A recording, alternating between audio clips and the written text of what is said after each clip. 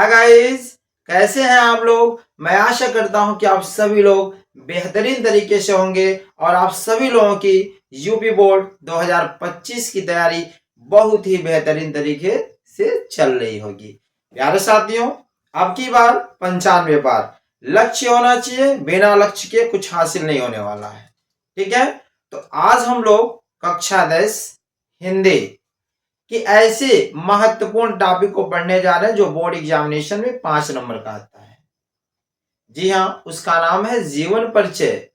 देखिए, board examination में मात्र आपको गद्य से 3 जीवन परिचय याद करना है, जिसमें से पहला जीवन परिचय मैं आपको बताने जा रहा हूं।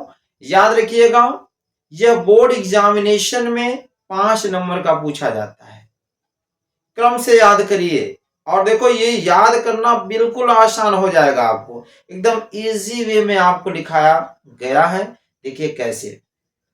सबसे पहली बात, जीवन परिचय के साथ साथ कहेगा उसकी रचना। एक रचना लिखना होगा और जीवन परिचय लिखना होगा। तो जीवन परिचय 3 और प्लस रचना लिखेंगे तो 1, यानी 1 3 2 5 नंबर। एक रचना लिखना होगा, वो 2 नंबर का है।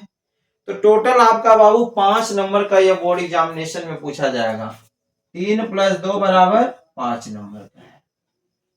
ठीक है, तो अगर आप हाई स्कूल में हो या इंटरमीडिएट में हो तो हमारे चैनल को लाइक, सब्सक्राइब और शेयर जरूर करना, क्योंकि सब इंपॉर्टेंट क्वेश्चन अब मैं बताने जा रहा हूं। अच्छे से आप लोग देखें और इसको प्लेलिस्ट में जाकर के अपलोड भी कर दिया जाएगा। ठीक है, चलिए बाबू, सबसे पहली बात, कक्षा 10 हिंदी जीवन परिचय आचार्य रामचंद्र शुक्ल। हेडिंग क्या डालेंगे बाबू? जीवन परिचय। देखिए, बोर्ड एग्जामिनेशन में कैसे लिखें, क्या करें कि थोड़ा सा हटके हो और आपको 5 में 5 नंबर पूर्णतः ऐसे मिलते चले, तभी आप टॉप कर पाओगे, तभी आपका 95+ आएगा। इसको ध्यान से समझो, ध्यान से सुनो। किसको अंडरलाइन करना है या किसको काली कलम से लिखना है, ये सब मैं आपको अच्छे से बताने जा रहा हूं। ये अलग ही होगा आपका। देखिए, याद करने का तरीका, सबसे पहले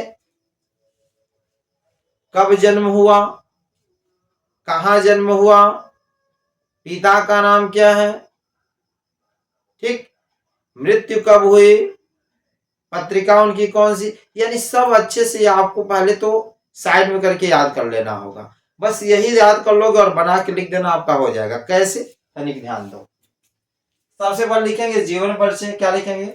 आचार्य रामचंद्र शुक्ल जी का जन्म सन 1884 ईस्वी। अब ध्यान से समझो, 1884 ईस्वी, इसको आप काली कलम से लिखना। किससे लिखना? 1884 ईस्वी जो है काली कलम से लिखना, क्योंकि एग्जामिनर महोदय का जो निगाहें हैं बिल्कुल इसी पे पड़ेंगी कि इन्होंने जन्म में सही लिखा कि नहीं लिखा। ठीक है, तो आप लोग थोड़ा सा हाईलाइट बनाओ इसको।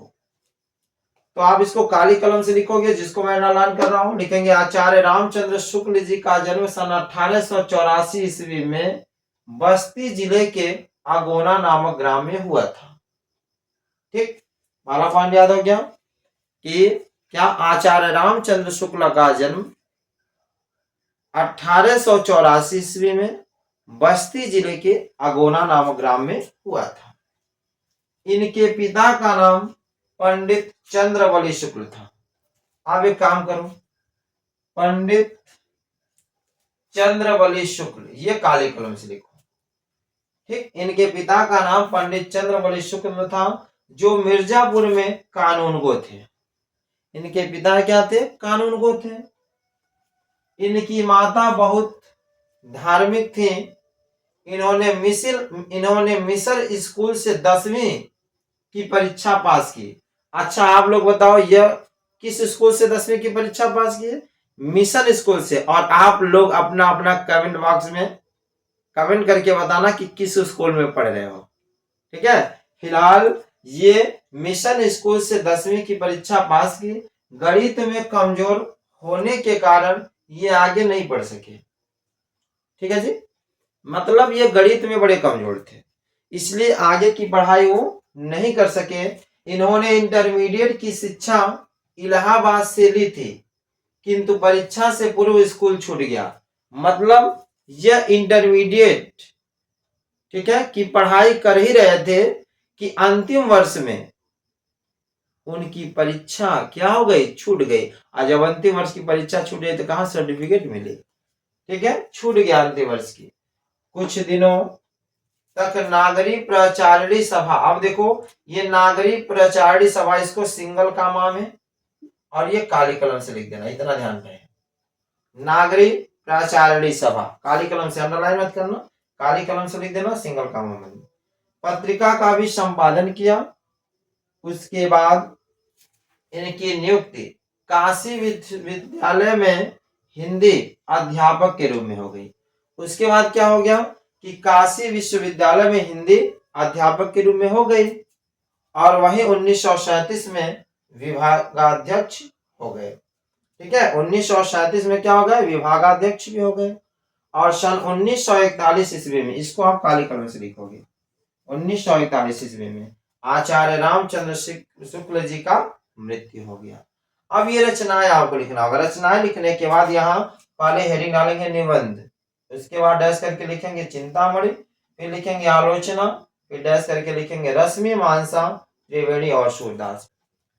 तो प्यारे साथियों, आई होप आप सभी लोगों को आज का ये जीवन परिचय जरूर समझ में आया होगा। अगर आपको यूपी बोर्ड 2025 बोर्ड एग्जामिनेशन की बेहतर तैयारी करनी है तो हमारे चैनल विष्णु कोचिंग सेंटर से जुड़े। ऐसे ही अन्य वीडियो के साथ कल पुनः मुलाकात होगी, तब तक के लिए धन्यवाद।